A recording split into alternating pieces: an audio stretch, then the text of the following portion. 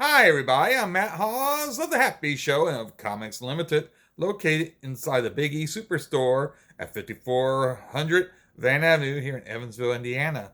Now, if you followed my channel for any amount of time, you are familiar, of course, with what the Happy Show is. It was. If you aren't, well, go check some of the videos on the channel and you'll get familiar. It was a public access TV show that I did, and it was from 2003. Gosh, it's been 11 years now. Now that's 2004, or we're going on to 11th year. 2003 to roughly 2009 ish. I think it was around 2009 I ceased doing the show. I have this folder here, which WB19 WAZ-TV. Not quite sure how long ago this was. I might have gotten this at Comics Unlimited whenever they're doing a sales pitch, or it might have been when I was doing a Happy Show, but I think it was related to the show, to the shop rather. Um, and the reason why I got this folder is this folder contains, uh, paperwork and stuff that relates to the Happy Show. And I thought it'd be fun just to go through this, and I'll find some select pieces to go through. Now I noticed a minute ago when I was leafing through this, on the top there's this very interesting text here that I wrote down, and it has to do specifically with the Happy Show thing. But first, I also was going to show you. It has the poster for One More Day, which was a Marvel comic book event. Don't know if I can see a year on there. Oh boy, it's 2005, I guess it is. Anyway, I guess this is like an ad slick or something that they sent. I don't see any staples. I don't remember how this was sent to me. I don't see any staples, so this wasn't an insert in the at least not stapled insert into any publication. I don't know if it came in previews or they sent it to me as a shop owner to display. It's still, not a large poster. Anyway, if it was worth money, it's not now because I wrote on it. Or is it? Because this has to do with Happy Show history, and that's got to be valuable. So, if you do follow the Happy Show, if you haven't seen it before, I did a parody of. They used to have these things called Ronco ads, and there was other companies besides Ronco, but Ronco was a company that did like cassettes and CD. Well, before the era CDs, LPs, cassettes. I don't know if they ran into the CD era. And they would have show or commercials, advertisements for like the greatest hits albums of many popular singers. And so I did my own version with about me, MattHawes. I had my friend Al do the voiceover for the announcer part, and I did on karaoke tracks. I'm giving away a secret. I did like songs, covers of certain songs. Just I in some cases I actually did perform the whole songs. In some cases I just did part, because for the TV, the fake TV parody ad, I only need really a second or so of each song. And anyway, this is the loose script. Now, see, as a rule, the Happy Show had no script. Could you tell if you watched it? It didn't have no script, as a rule. It was mostly ad libbed, but every once in a while I wanted something specific. In this case, for instance, I needed Al to read from this. Now, I wrote this down, but I must have transcribed it because I've never actually. This is funny. I did work with Alan for years, and I was friends with him, talked to him all the time, by phone or whatever, and by Skype and all this other. I knew him as well as I would know anybody who I was friends with that I met face to face. But he didn't. We never actually were in the same place at the same time. He was in Atlanta, Georgia, back in those days. He was an Englishman, from England, that had came over to the United States for a period, and then ended up moving back to his home country.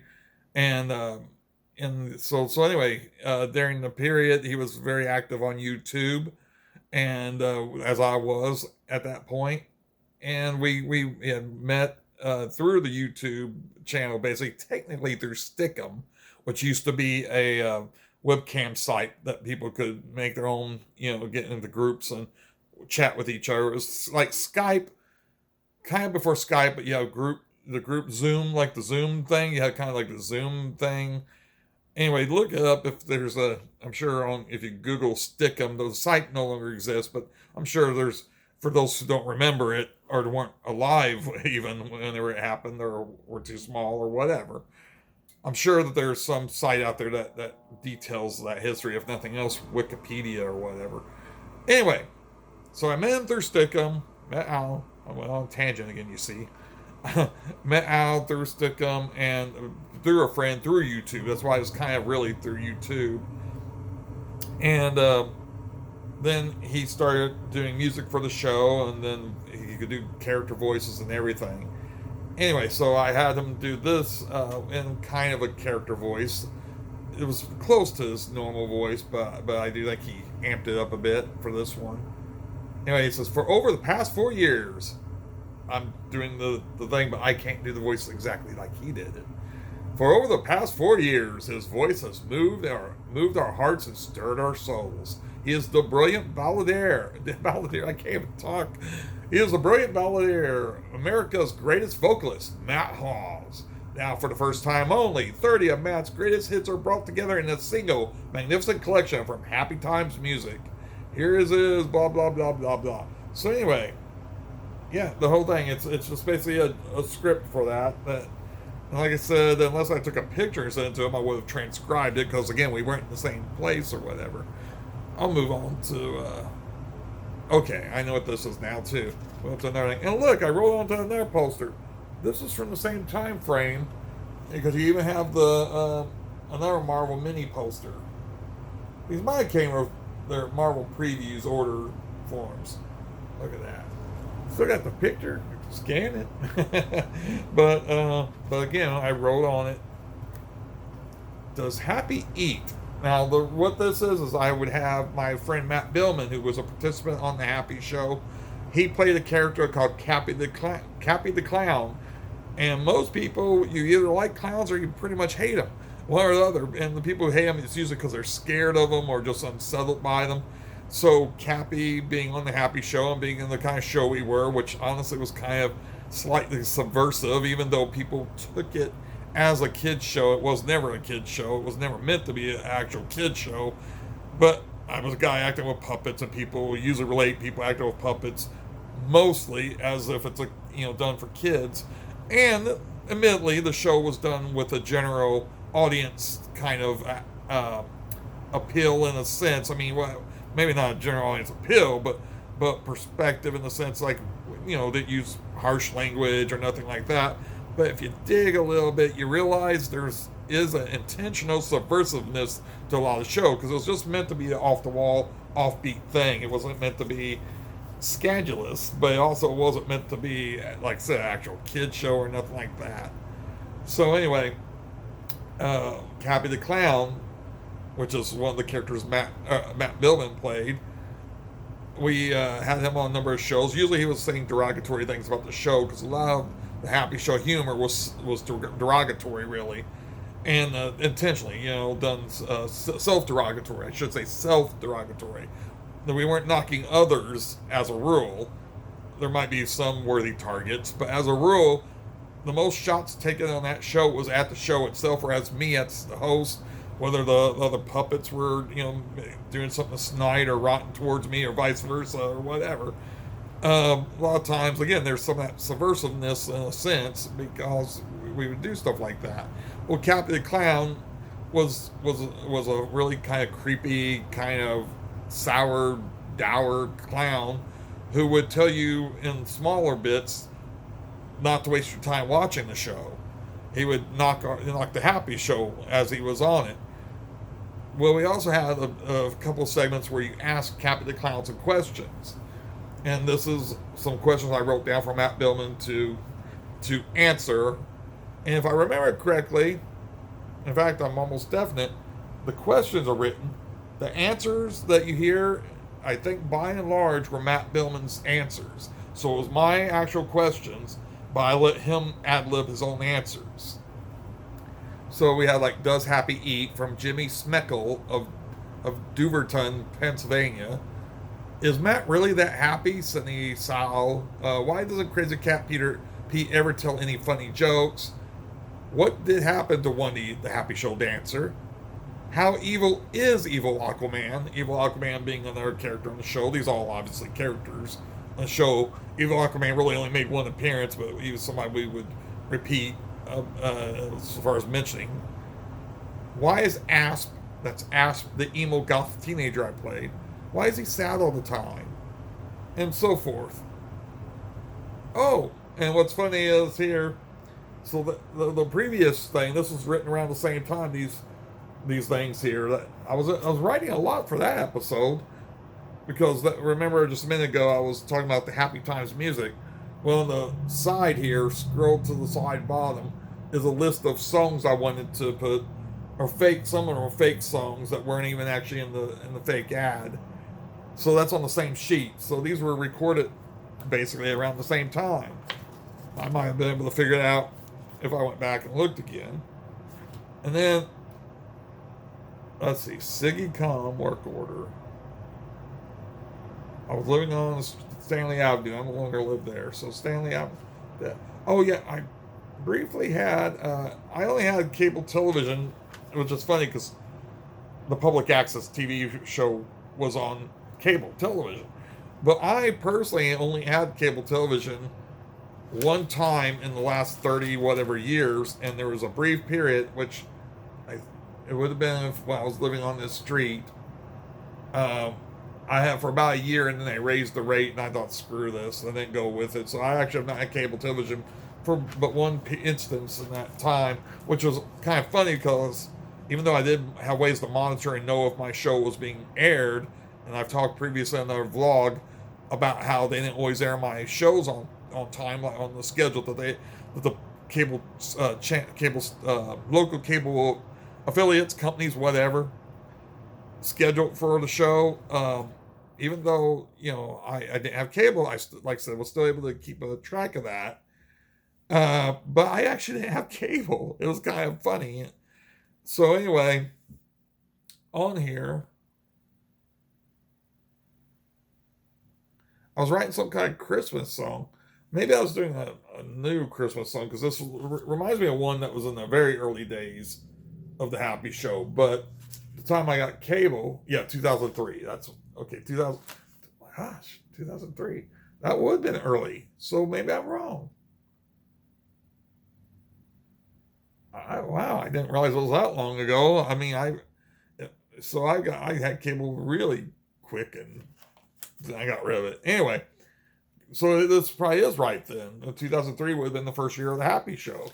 This was in October. This work order, and this is Christmas song I wrote for us to sing or whatever on the show, which, if I remember correctly, was done sped up and the pitch was altered. And I think I had Wendy dancing to it or something. Wendy, the Happy Show dancer, which was actually a Wonder Woman doll that was redressed, so she didn't appear to be Wonder Woman. And from the 1970s. Now, that thing normally would be a collectible, even at the time I did the show, but it had a broken leg, and it didn't have most of the outfit anyway, and all that. So I just made her a character on the show. And then there's there's little bits like this, like thumbnails. Again, there really wasn't, through the whole course of the Happy Show's history, there was very little that was really scripted or planned out.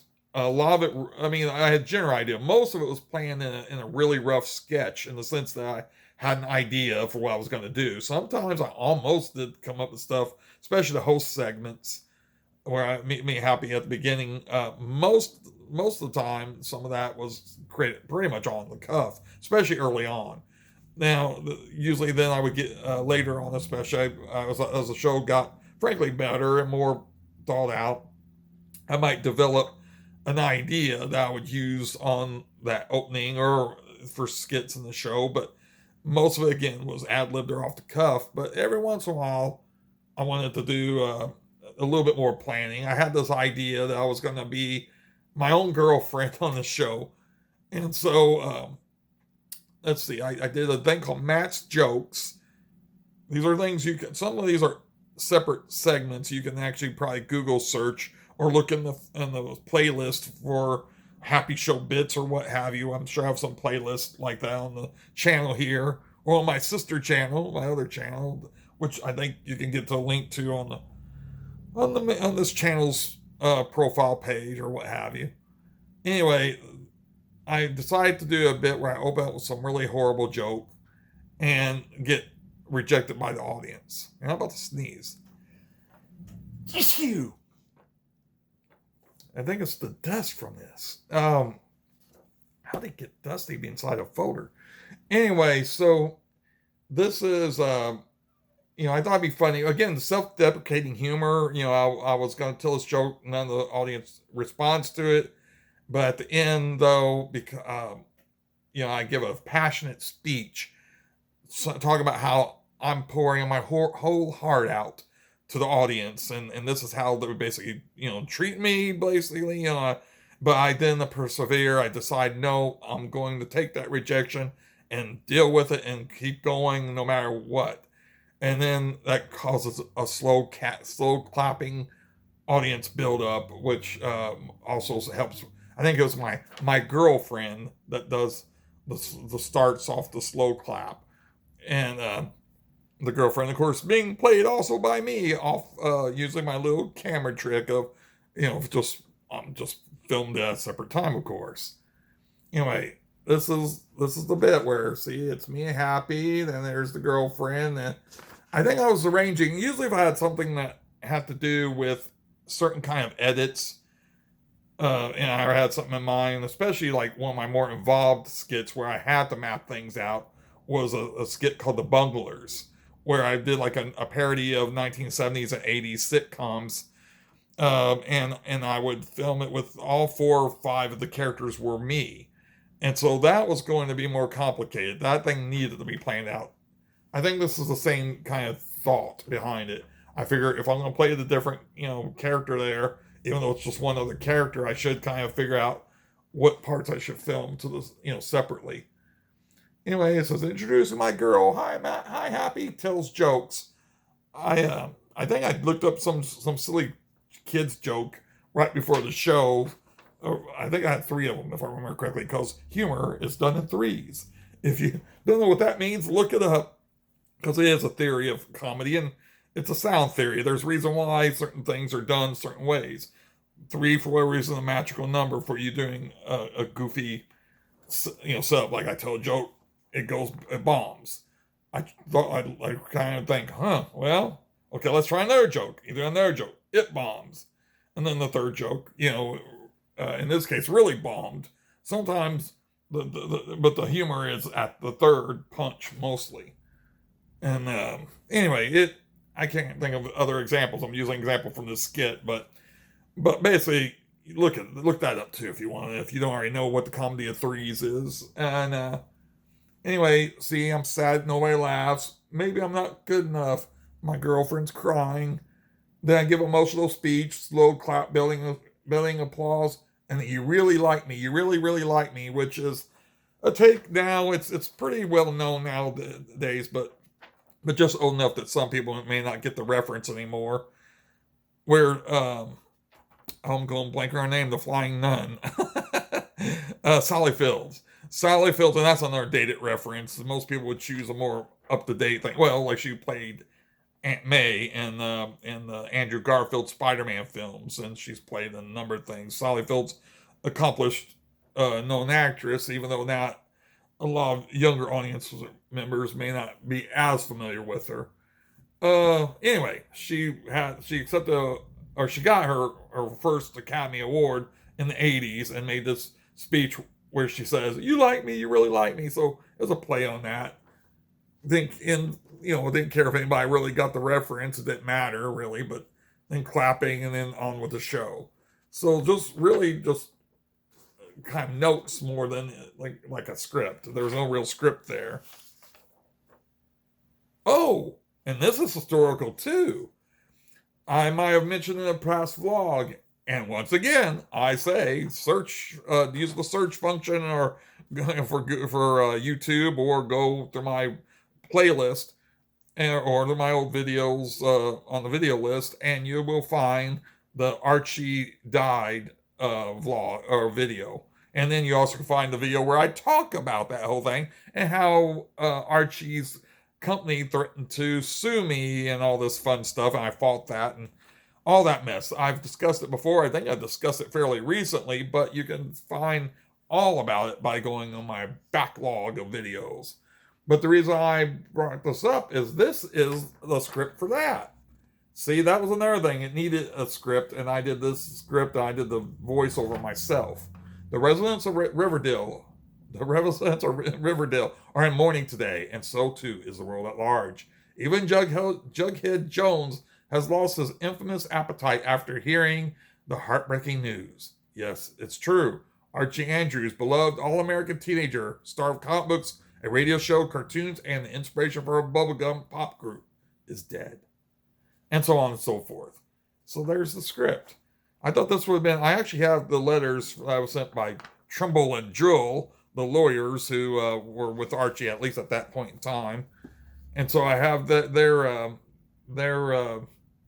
cease and desist, literally a cease and desist letter, which I fought again. But anyway, I have that. I should have this with that just to keep everything together. I'm going to kind of put that towards the front of my little stack here so that I will remember this. Because, see, I do keep this stuff, obviously, and so I have a lot of that stuff. Okay, and then this is what happened to Wendy, the Happy Show dancer. See, it's getting on mentioned here. And this is, again, more involved thing here. I got two sides. That's why I'm flipping it. This is basically thumbnails, but it does have some script. Because this required more of a script again. I was going to be more involved doing it like one of those mysteries, those shows about mysteries. And this was fairly early on, really. This would have been done like 2000. This was pre-YouTube. And it would have been pre-Owl contributions before he was part of the show. Some of this stuff is after, like some of this, but this is like I said, 2003 or 2004, somewhere in that area. And I even wanted to dictate that I do it in shadow. I want it to be in dark. I just filmed it in the storage room at the shop with the lights off, but I had a spotlight kind of deal. And that's how I did it. Happy Show expose. Whatever happened to Wendy, the Happy Show dancer?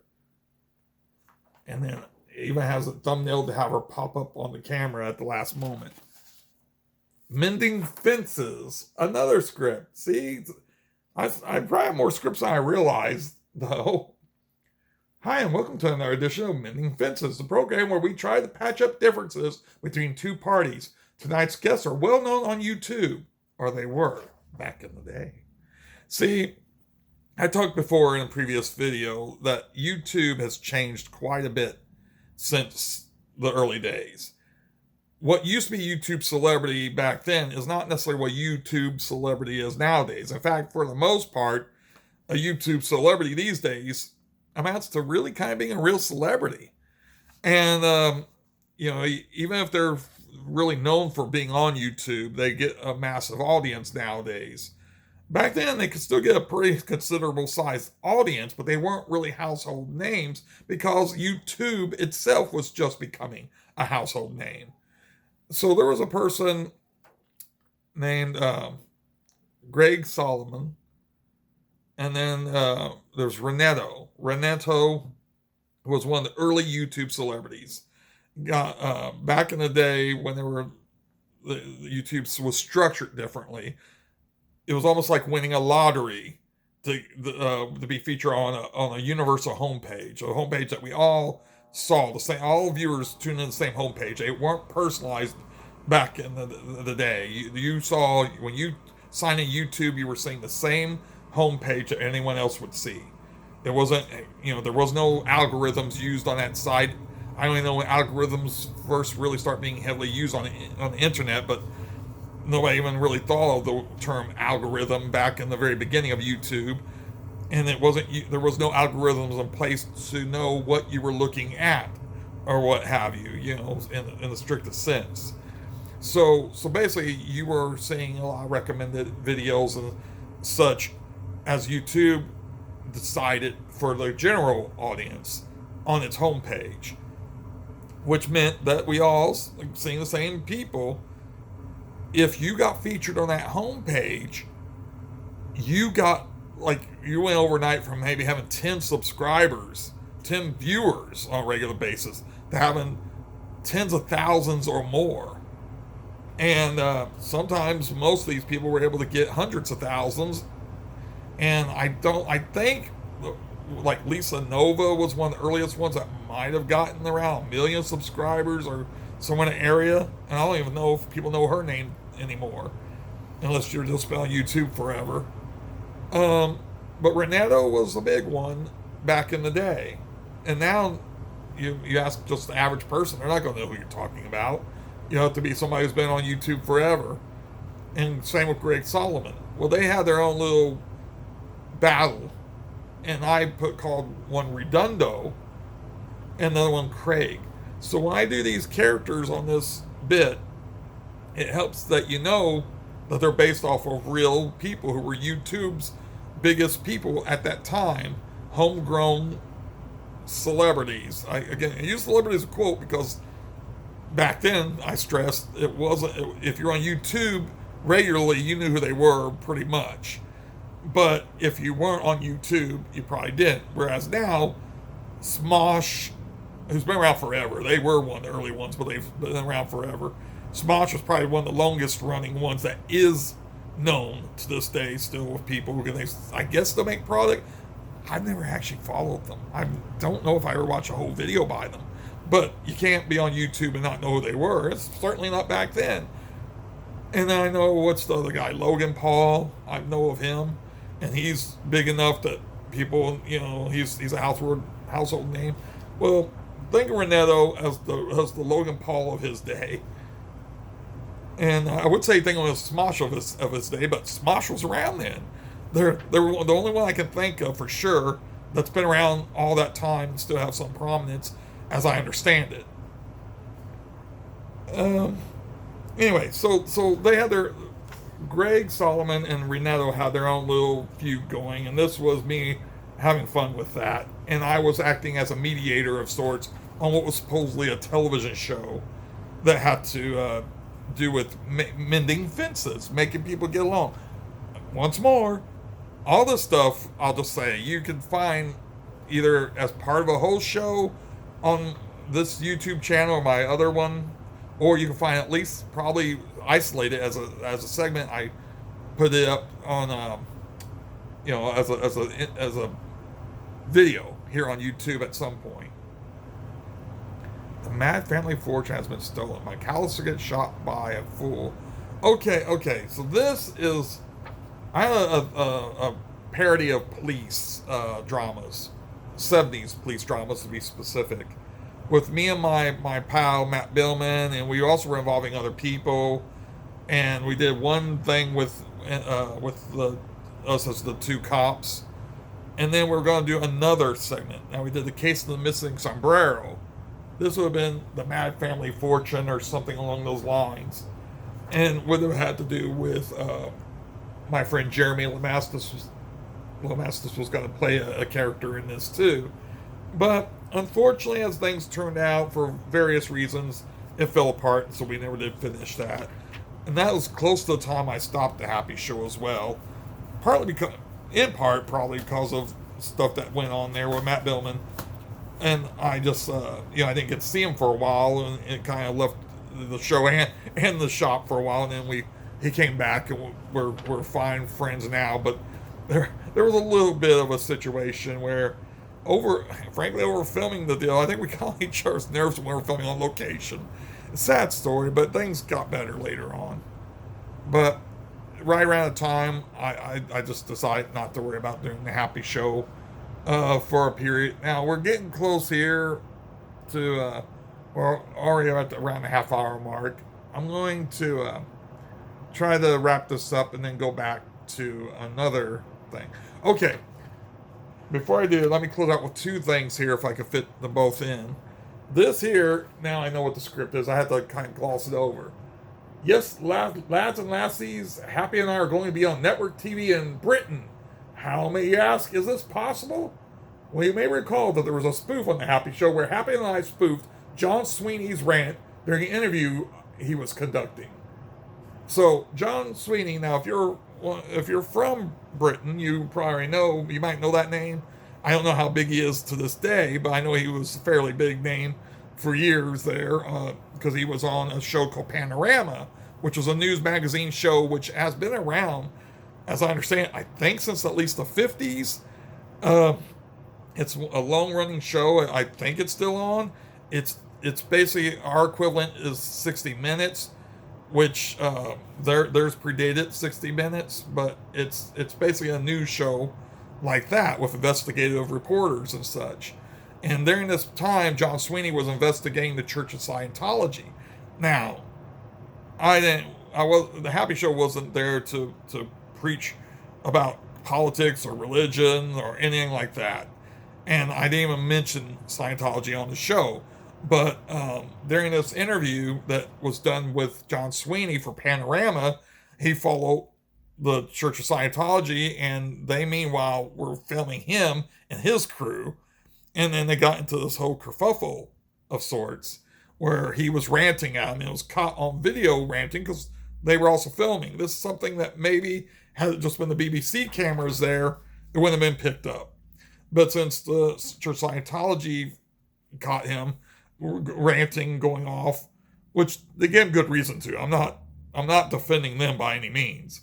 But he kind of lost his cool, but it was still funny that he lost his cool, even if I wasn't against his side of the argument. But what happened is I made a parody video real quick, just editing together him going off. Again, any reference, any context of the Scientologist stuff was not included. It was just as if I was interviewing him, and then for some reason he just totally lost his cool on me and Happy. And then I put that up on YouTube, and it got a number of views. And then the BBC contacted me for doing a thing on Panorama, and so I actually was featured on Panorama. All this, once again, is on YouTube, and I share clips even from Panorama, who was gracious enough after they interviewed me to send me a DVD that included this whole deal. I'm going to go on real quick just for the last bit here, and then I'll close out this video. So the last bit is Doofy Dan, my parody of silent film comedy, kind of a Charlie Chaplin-esque type character. And this is the thumbnails.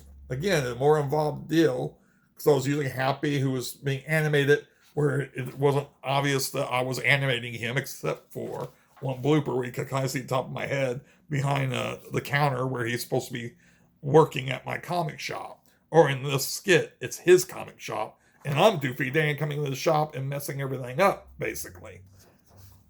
Again, you can find it on my channel. But this is a thumbnail of the basic action that went through on that skit. And I have quite a bit more in this folder, but I don't have a whole lot of time to keep this going, because I know you probably want to break away if you haven't already. and I would not want this video to be for several hours, or go on for several hours, I should say. So anyway, if you watched this far, thank you. I will say things like those people do on those monetized videos where I say, like, subscribe, comment, all that fun stuff. I don't know if anybody who will have any new subscribers, or anybody would like it, or anybody would comment. But if you do, I appreciate it.